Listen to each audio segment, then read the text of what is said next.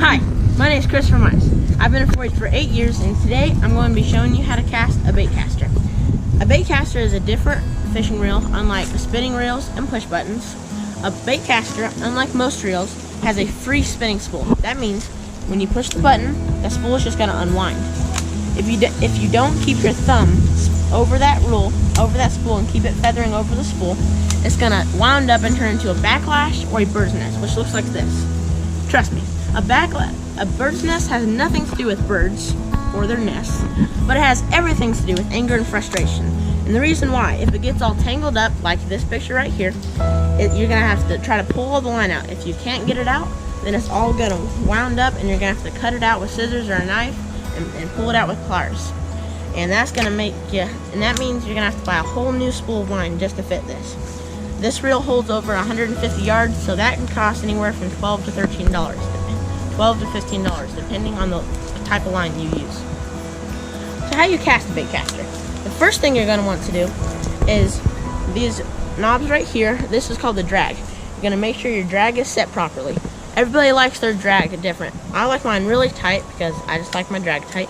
You may like it different. And the second thing is a magnetic braking system, which is this spool right here. A magnetic braking system has a knob that goes from 1 to 10, and keep your thumb feathering over the spool, just like that, so it doesn't turn into a backlash.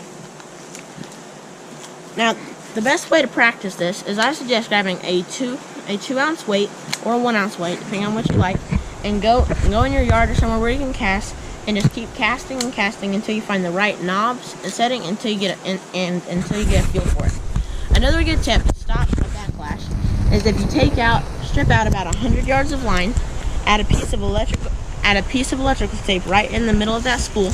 If you get a backlash, it'll only backlash that far, and it'll help you save a lot of money on line. Don't turn off.